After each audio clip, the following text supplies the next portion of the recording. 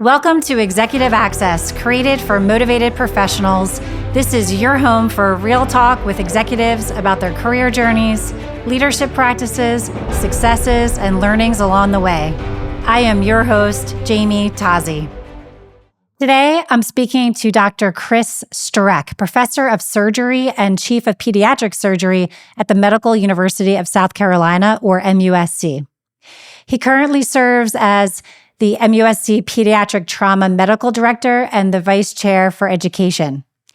He shares very interesting insights about how to lead in high-pressure environments, and specifically how important it is to know your people. Knowing your people, in his case, is literally oftentimes a matter of life and death. He also talks about how to show up like a leader when collaborating with colleagues and the importance of modeling healthy balance, something that's very difficult in his profession, but very necessary. Chris exhibits an extremely high growth mindset and a level of humility that I found both impressive and a little bit unexpected. Let's dive in. Welcome, Dr. Christian Streck, to Executive Access. I'm so happy that you're here. Thank you. So I know you as Chris, so I'm going to call you Chris. You are the professor of surgery and chief of pediatric surgery at MUSC, the Medical University of South Carolina in Charleston. You currently serve as the MUSC Pediatric Trauma Medical Director and Vice Chair for Education. You also have numerous awards. I only picked one because it sounds really cool, the Best Doctors in America Award, although your list of awards is really, really long. So, wow, amazing. You know, when I met you, you were just another parent on the soccer field trying to be well-behaved like me. And I think if I knew your entire background, I would have been a little intimidated to talk to you. So congratulations. Hopefully not, and hopefully I was well-behaved. Well, not always. We all had our moments, and the fact that we weren't all misbehaved at the same time probably was exactly what we needed to do. Yeah. Excellent. Well, I'm so happy that you're here. I'm excited to learn about what leadership looks like in the hospital setting, in healthcare. I come from the corporate background, and I don't know a lot about it. So I'm really excited to talk to you today about all that. Before we jump in, though, I'd love to ask you the old growth mindset question. What are you working on, either professionally or personally, to learn and grow these days? Sure. I think on the professional side, as you mentioned, I wear several different hats. So I'm always thinking about the different leadership roles and what could I do? What can I do differently? What can I do better? Or more importantly, what's the next role going to look like? So in my vice chair of education role, just to explain what that is, I was our residency program director for 8 years for general surgery. And so kind of the traditional way that residents are trained is they're a medical student and then a resident, and they may go into fellowship and eventually into practice. So my role was entirely with the general surgery residency program, and the whole process from choosing residents to educating them to helping them find jobs and supporting them thereafter. Recently, I shifted that role into the vice chair role. And so what's changed in surgery training in the last 10 years is that rather than all of the residents doing general surgery and then going into especially like cardiac surgery or thoracics or plastics, they can start out in that specialty. So we have integrated programs. And the vice chair also helps with medical student education, the fellowship programs. And so I've gone from kind of an operational expert to someone that's trying to advise all of the various operational experts and how to help them, how to support them to do their job. So that's really exciting. That's a big project. As the division chief, we're constantly looking at clinical programs. What can we do to improve? How can we, put Sean Jenkins and USC Children's Hospital as not only the leader locally or in the state, but regionally and nationally. So helping my partners and others within the hospital develop programs that will, support that area. So those are kind of my two big things. And then on the trauma side, always working on new research or trying to lead committees to help take care of kids, not just in our location, but what can we do everywhere. So I would say I'm always trying to grow and develop some program, trying to figure out a way to make it a bit better, but at the same time, choosing things I'll enjoy spending the time. Excellent. That's a lot of hats to wear. It is a lot of hats. It's hard to manage it all, but if you love what you're doing, it's not so bad. That's excellent. Yeah. Thankfully, I don't have too much experience personally with MUSC Children's Hospital. There have been a few times where we needed to go there urgently for, accidents with my kids and stuff. And the experience has been phenomenal from the minute you walk in the door to the treatment you get. So kudos to you and your team for that. Yeah, that's great. The hospital is one of those resources you don't know you need until you need it. It's kind of like the library or, a school. You're not actively thinking about it, but then when you have a problem, you're like, I'm really glad my community has this resource. Well, I think there's been 2 or 3 times too where I've personally texted you like, oh my gosh, this thing is happening. You're probably like me when someone calls and asks for like technology advice. I'm like, it's okay. Yeah. This is not an emergency, but I appreciate you. I'll try to keep those texts to very few and far between. Yeah, that's great. I don't mind the texts. I get them pretty regularly. I'm pretty sure you do. I'm pretty sure you do. And then on a personal front, I see you running all the time. Now, Jeff and I, my husband and I, we are more into the walking mode these days. You and Maria seem to do more running. So kudos to you for keeping that up. Is that still a big part of your daily routine? Yeah, one of the things I decided maybe 10 years ago was that I was going to exercise every single day. Oh, wow.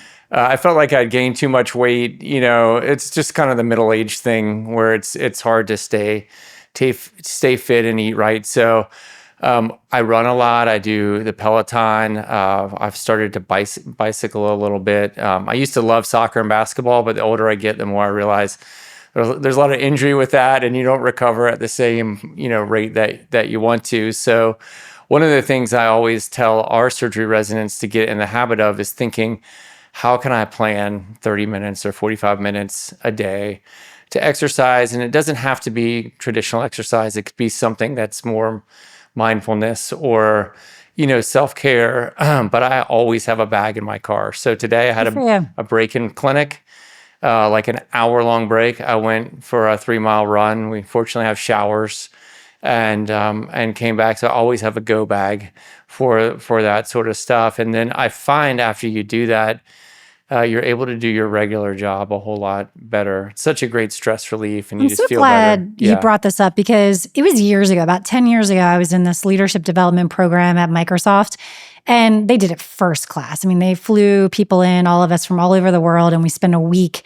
And I went and I couldn't wait. I'm like, okay, what's the big agenda going to be this week? And the topic was eating healthy, sleeping, not multitasking.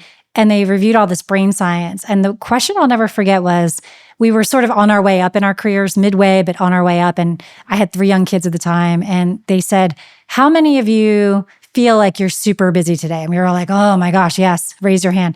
And then they said, how many envision the next 3 years life is going to get even more challenging? And I'm thinking, kids getting older, I hope to have that next big job. Yeah, it's going to get bigger. And he said, where are you going to find all that extra energy? And It was like a pin could drop in the room. And so everything you're talking about, fitness and mindfulness, has such a role to play in showing up your best. So I'm so glad you brought that up. Not that we have to make that a key focus, but for leaders out there, that don't feel like that's the first thing that gets cut, your own personal fitness, sleep, whatever. And along those lines, I think everyone in my space sees me go do it. They know if I disappear at 3 or 4 p.m. and come back an hour later, that's what's up. But sometimes, meetings run till 6 or 7. There's just no other way. So I try to encourage everyone that I work with, hey, it's okay to leave the office for an hour and go do your thing. It's not kind of the old school, you have to be here seen working all of the time. So, that's great. It's such a power of modeling the way on that. Good for you. Good for you. Well, I wanted to ask you about leading in high pressure environments. I can only imagine, especially in the ER, but in surgery. I mean, these are life and death situations. Probably, I can't imagine as a parent, a more stressful time than your child needing surgery or something like that, right? So I'd love to just pick your brain a little bit on how do you think about leading in high pressure environments? How do you set the right conditions so that people can do their best work? Yeah, that's a great question. So Just speaking, specifically about the emergency department and taking care of patients that are injured. The two things I try to talk to our residents about is one, you need to be prepared. You need to read, to think about, how you're going to take care of the patient. What about that scenario you don't see very often? Do you have an algorithm already figured out so that when you hear about it or when they come in, you're already thinking about the next few steps? So it's not an accident that you personally are prepared. And then from the team standpoint, we spend a lot of time thinking about how to work as a team, and there is a lot of practice. And also there, fortunately for us, are really kind of national standards that are set for, how things are going to progress in the evaluation of that really injured patient. And it starts with the ABCs. That's what we talk about. And not to get into the medical part of it, all of the nurses, all of the physicians, the techs, everyone in the room knows how this is going to run. And then, as you might imagine, despite that, I would say every seriously injured patient we see, there's probably something that we could do better. Not to scare anybody, but we're not perfect. We aim for perfection. And so one of the things that we did, which was a little controversial a few years ago, is we got permission to install cameras in the trauma bay. So we actually record every high kind of acuity trauma, and then I have a team that reviews the footage after it's said and done, and we don't try to make corrections in real time.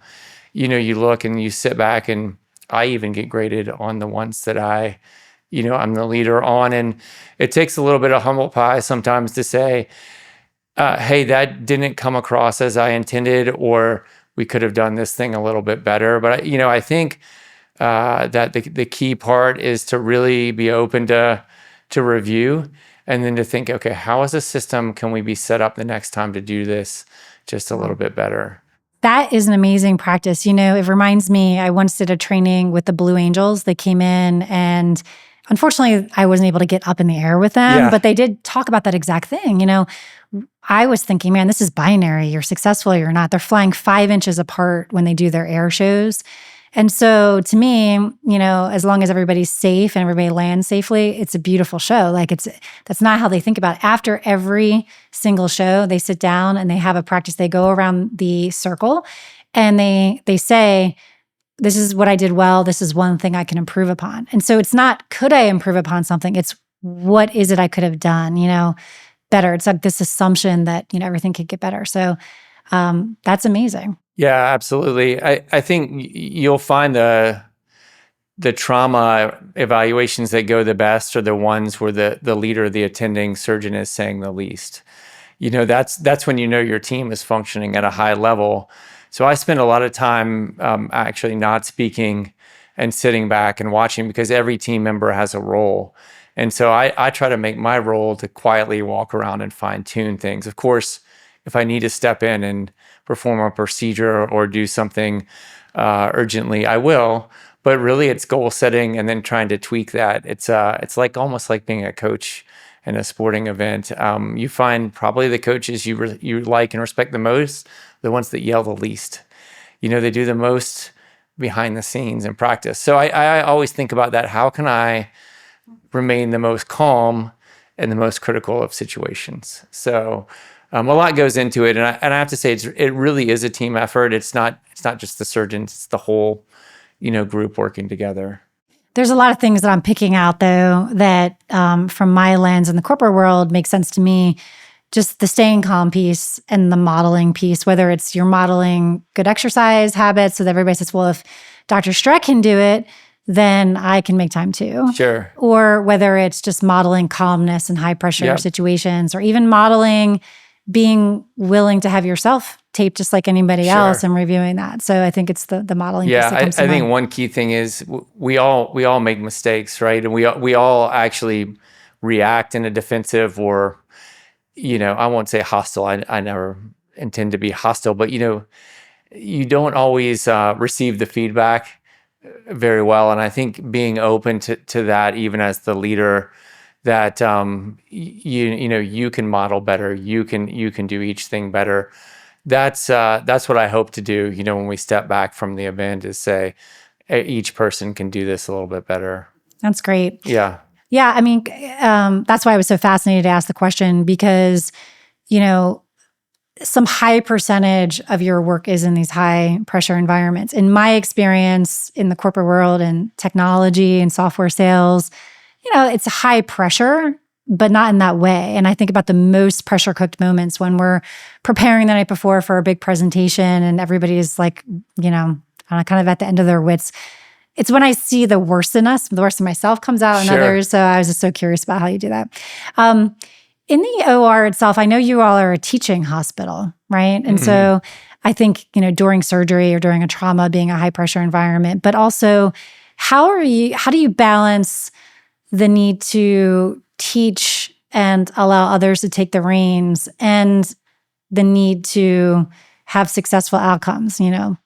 Half an hour prior, you've just spoken to the parents and you've assured them that, they're going to get the best care. How do you balance that? Yeah, I honestly think this is the hardest thing that we do as academic physicians, is the balance of autonomy and kind of graduated responsibility for the residents. So I will say, I don't want any parent to be concerned. The attending surgeon is always in the room. We do a timeout before the case starts where we can go over the patient and the procedure and the equipment and the anesthesia and every piece of that. And we're there from the timeout until the dressings are on and the patient's waking up. So the attending is there all the time. We literally have our hands, on the patient throughout the procedure.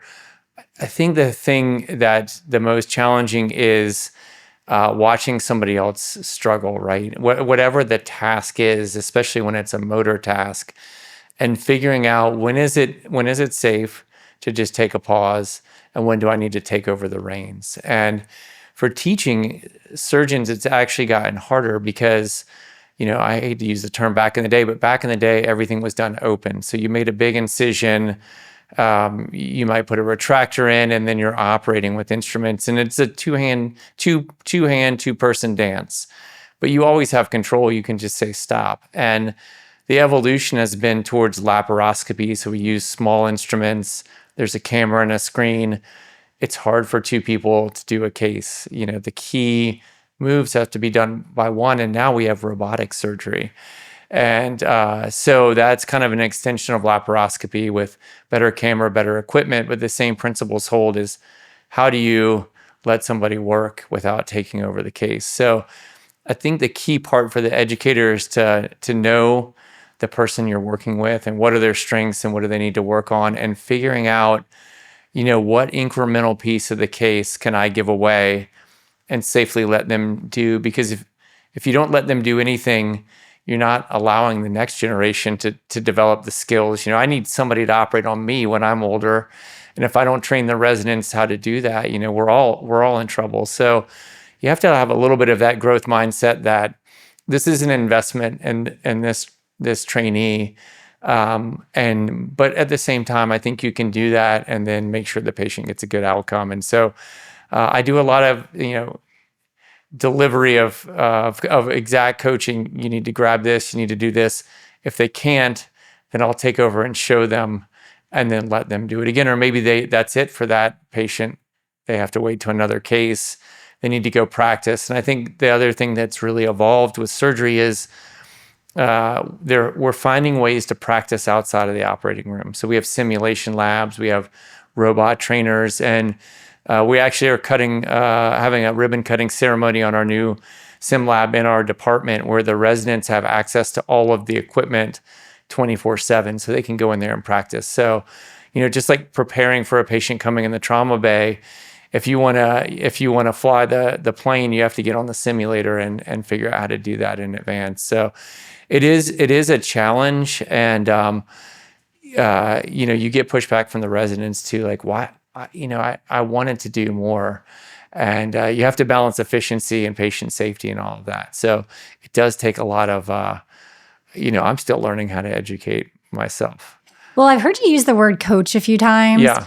That really resonates with me. And I feel like that can go cross industry as well. The ability to coach effectively. Your role as you get higher and higher into leadership is to be an effective coach. And that those skills are very different than being the expert that's doing it all. But you also said knowing your people.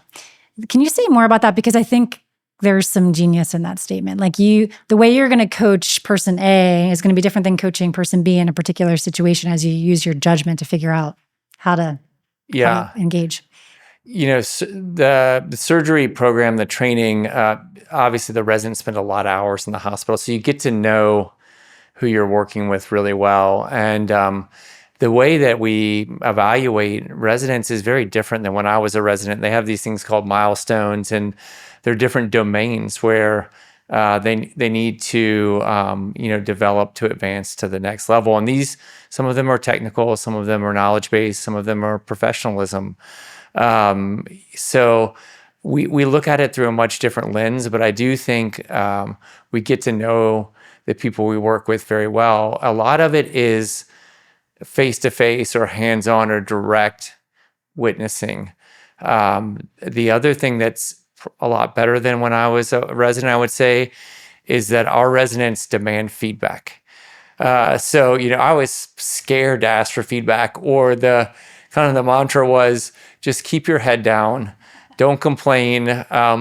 If you don't get yelled at, you're doing a good job, right? And I don't want to say this is a millennial thing, because probably all of us wanted feedback all along, but this generation of trainees, they actually actively seek it. They'll get you before the case or after the case, or after a patient encounter, and say,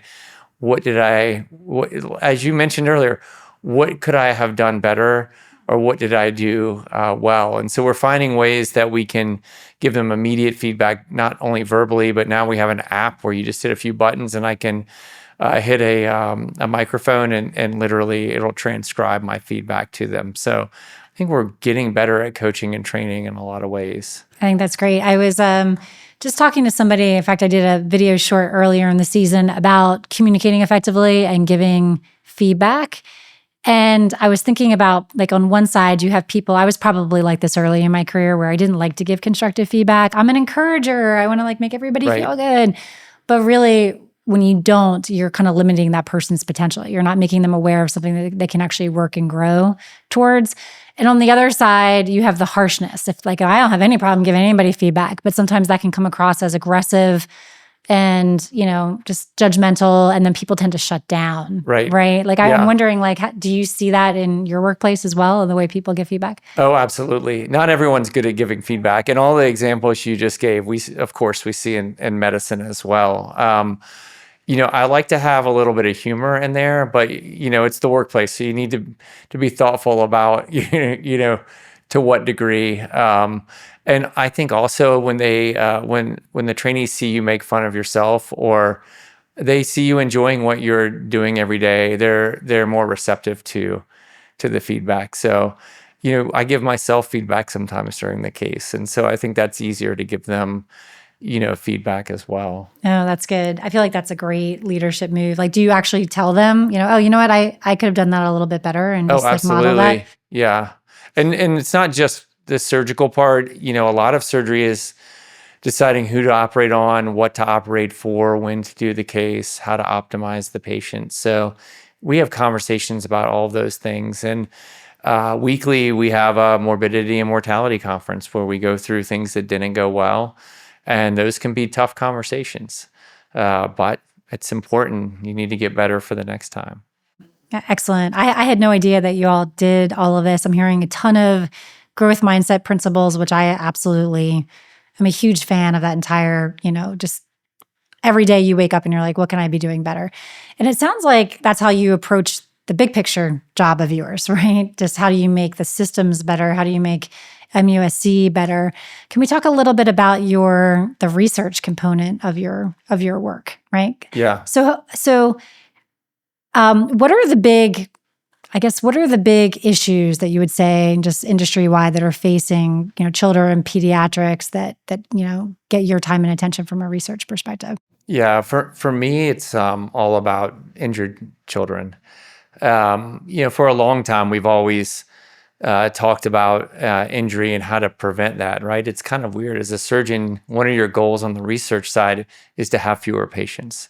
You don't want patients coming into the ED that have injury, and I think sometimes we kind of lose track about how significant of a problem injury is in our youth. Just as an example, a couple of my kids are thinking about medicine, and I like to bounce ideas off of them. And I ask them, what do you all think is the biggest thing that causes death in kids? And every time I ask one of my kids or somebody else that, they'll say cancer. And I think part of that is that St. Jude, where I trained, part of my training, they are really good about raising awareness about childhood cancer and fundraising and doing research in that area. But the leading killer of people age 1 to 44 years old is injury. And I think that the biggest challenge we face is finding funding for research and injury, and it's been a big challenge nationally. This is a really scary thing to talk about, but over the last few years, death from gun violence in children has become the number one cause of death. You would think injury from a motor vehicle collision That's or what I was going to falls. think. Yeah, you would think that that's what's killing our kids. But now, sadly, it's gun violence, and the biggest obstacle that has been put in place is there was something in the late '90s called the Dickey Amendment, and Congress decided to prevent all federal funding to the NIH or the CDC to study gun violence, and so we've improved in almost every other cause of death except for gun violence research. And so that's just kind of one of my passions is not specifically gun violence, but it's research into childhood injury and working nationally on committees and helping develop guidelines. But raising awareness on injury prevention is a part of that, and doing research on, how can we take better care of kids that do sustain injury. That's really my passion, and hopefully that'll probably have the long. You can touch individual patients, but if you develop guidelines or you come up with solutions, then you can impact a lot larger population.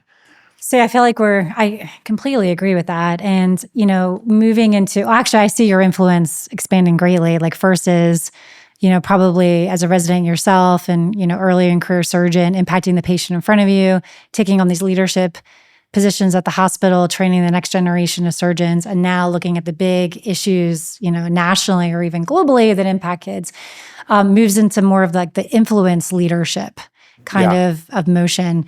Can we talk about influence leadership for a second? Sure. Because, it's one thing to say I'm leading because I have some title that enables me, like residents, you're on my service. Like that's just the way it works. Can you talk about what you've learned about influence leadership, whether that be, working with colleagues across the US or otherwise that our listeners might glean some insight from? Yeah, I think this is going to sound obvious, but one of the most important things about being able to influence in leadership is you have to have a seat at the table, and you have to show up. You have to find time to be there. You have to prepare. And like all things that you do in leadership, you have to develop relationships, with everyone else kind of in that environment, or learn who the main players are, and sit back and watch how they do what they do, and then think about, okay, how could I join that group? How could I be a participant? You don't just start as the leader. And so what I found is it starts with just getting a seat at the table, demonstrating interest, showing up, meeting the key players, and then it kind of goes from there. And a lot has changed in the last 5 years about communication. So, it used to be you always had to show up at the national meeting, but now with Teams and Zoom and all of these other things, If you can manage your time right and cultivate these relationships, I think any academic person in medicine has an opportunity. So for my team, when we talk about, what can we do to support your development this year, a lot of it is about what research can you get involved with? Who do we know that's doing that you might be able to partner with, or what kind of committees or leadership roles? Maybe they're not at the top of the food chain, but how can you get your foot in the door and get known? And what I see within my group is that everyone's excited about that. Again, you have to pick things that you're passionate about. If you try to step into a role you're not really interested in just for the title, you're never gonna succeed because you're not gonna commit the time to that.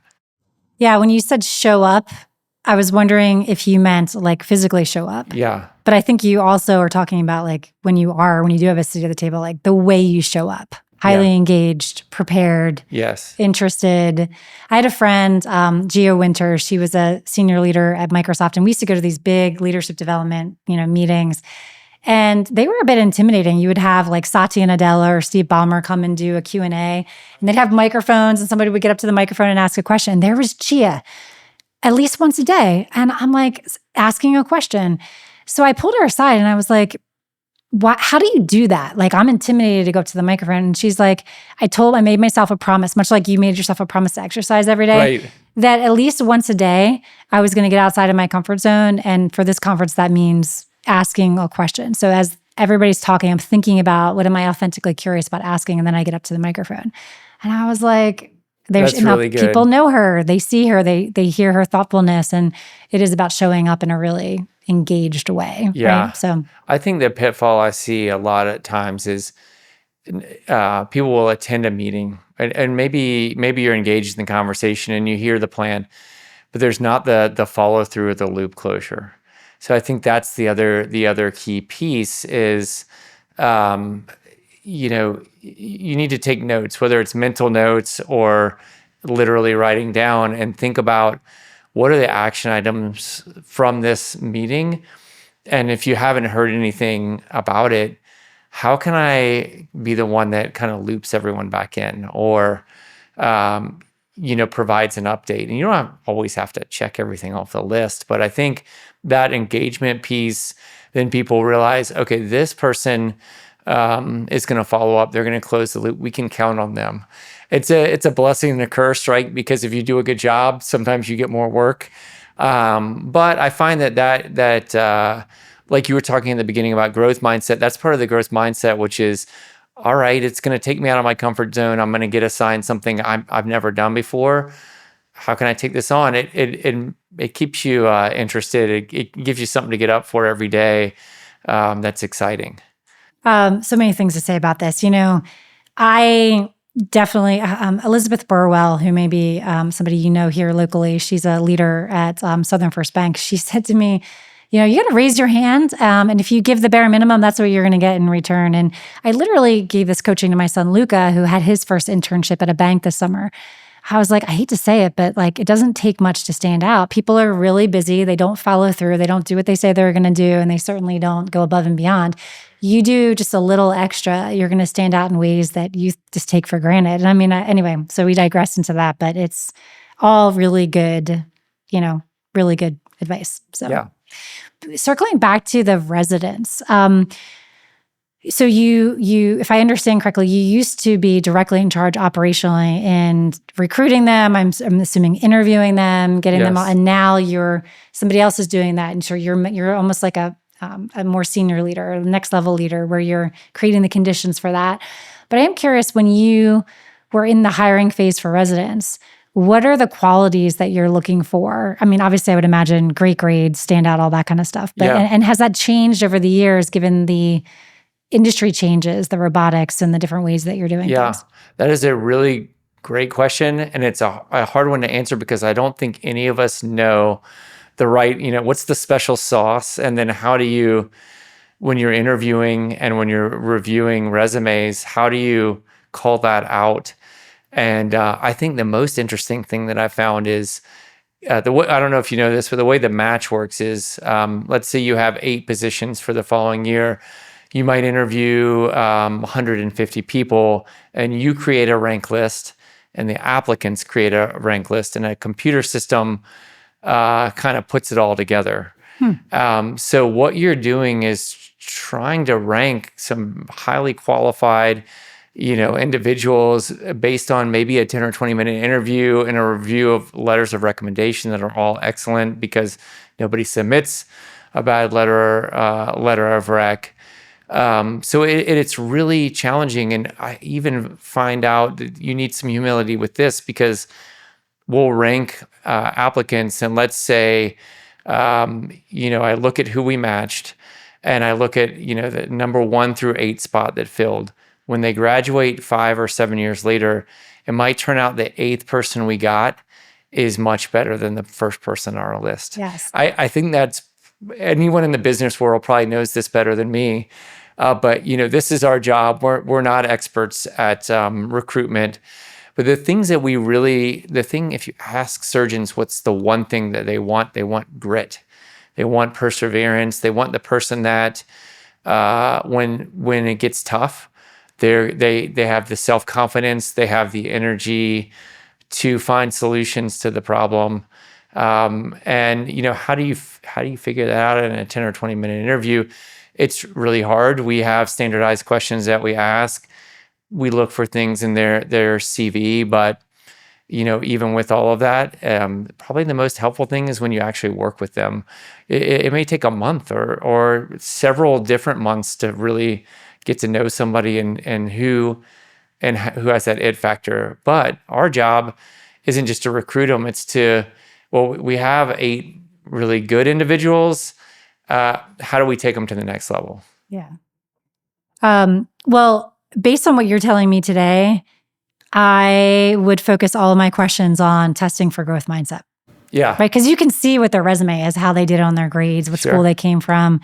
Tell me about a time you made a mistake. Yes. What was the biggest mistake you made and how did you handle it? And you're going to get answers from, I don't know what you're talking about. Oh, I made a mistake. I, dropped a bunch of pencils today. You're like, no, that's not a real mistake. Yeah. 2, some real good things. I don't know. We actually do more. that, and we hear some very telling answers. You have to keep a straight face throughout. But then when we're thinking about how are we going to rank applicants, we actually all sit in a room. So everyone that interviewed them that day, and we kind of hash it out. And I think that's been very helpful. It's very helpful to hear others' opinions, and you also realize everyone can have a bad room or a bad answer to a question. Sure, so, absolutely. Yeah. The other side of it is I kind of like this matching process because I would imagine you also have to come across great to them as well. For the top candidates, they've got options, and so they have to be thinking, in addition to where they would like to live in the country, where am I going to grow the most professionally? Where am I going to have the most opportunities? Do I actually like the people that I'm talking to today? Mm-hmm. And I reflect on, I'll always say I loved Microsoft, such a great company. But one of the things, especially early on in my career, that we could have done better was a little less arrogance in the process. Too often interview teams were showing up late or unprepared, and almost like you all would be just so lucky to work at Microsoft. And there's always this idea in my mind, like, no, we're selling ourselves as well. Like great people have different options. So I kind of like that component of the match. Yeah, and the word gets out, right? When someone interviews with you or they know somebody that's in your program, they find out what it's really like. So I actually think we want our applicants to spend as much time with our residents as they would like to. Their experience is going to be very similar to the ones that are currently there. So we don't hide anything. We actually we encourage people to come meet with our residents, talk to them, learn about what their life is like. They're our biggest advertisement, really, is those that are actually going through the process. What's their lived experience? That's great. I used to tell my team, we don't need to. What did I say? Something about. We don't need to worry about looking good. We just need to be good, right? In the ages of fancy presentations and different things. Let's just be good and stop worrying about looking good. And so if you are good, if you are doing all the things that you just talked about, helping people succeed, coaching and doing the things, you can just open that up and say, here you go. But to be fair, Charleston's easy to sell. MUSC is easy to sell. So, we have some advantages right there. Yeah, definitely. Excellent. As we move to a close fairly soon, you've achieved incredible success in your career. As moving from a resident to where you are today, in addition to the things we talked about, are there any other leadership lessons learned or any qualities that you exhibited that you're like, I think that's part of the reason why I was able to achieve the kind of success I did? Yeah, that's a great question. Probably like leaders in the business community, you get evaluated, you get scores. And one time I received a good score for engagement and leadership. I hadn't even looked at the email. I didn't realize there was an attachment. And so I got asked by my chair and my CFO, what's the secret? Like, why do you think you scored well? And I think in short, it's because I like to meet in person with my team. And the thing that we do that sounds so simple is we'll find each other and grab lunch, even if it's for 15 minutes. A text chain goes out, we meet in person. I find more and more frequently that communication, there's some great things about texting, email, social media, and there's some really not great things. And so I think that's the one thing that I would emphasize is meet with your team in person when you can, learn about them. You don't always have to talk about work. Get to know them because it pays dividends down the road. I think people are more willing to come to you with a question or a problem, ask about an opportunity if they feel included in the day-to-day stuff. And it just sounds so basic to say, meet with your team in person and eat lunch, but that's truly my advice. And I think that the second thing I tell all of our junior faculty, we do kind of how to succeed in academic surgery is, like we talked about in the trauma bay, you need to prepare. It's just not an accident that you succeed. And for me, the number one skill that people lack when they move from resident to attending is the time management piece. And I found this was my strategy. It doesn't work for everyone. Is I over-include things on my Outlook calendar. So I will put everything on there, even if it's my run or picking up the kids from soccer practice to I need to review this manuscript in this time. Whatever it is, my Outlook calendar is highly filled in. And it's almost like a to-do list, but it's also a recipe for how do I get everything done in that amount of time? Because when you go home, you don't want to be doing work. That's the time you need to recharge the battery. So I think that's what everyone can benefit a little bit more from is how do I manage my time better? How can I be the most efficient at work so that I can have fun when I get home and enjoy my family or my personal life or whatever my thing is. Having met you more on the personal side first, you did that so well. When I found out, like I said at the beginning of this interview, how much you had on your plate, I was shocked because you were at every soccer game. I see you outside exercising, yet you do all of these things. Work-life balance is a huge topic in the corporate world. Is it something that you talk about as well in the hospital setting, or does everybody sort of pretend it's not there and just kind of work themselves to pieces? Yeah, I think in the last 5-7 years, increasingly physicians are more aware of, the importance of well-being and the work-life balance. And actually, our department has a vice chair now for well-being. And there's a lot, as you might imagine, there's a lot of components to well-being in the hospital, from ergonomics in the operating room to how to recover when you have a bad outcome. This is not my area of expertise, so I'm very happy that we have somebody I can lean on. But I do think that that's one really positive thing that's changed in medicine is a recognition that, we as physicians need to maintain that balance so that we can help our patients.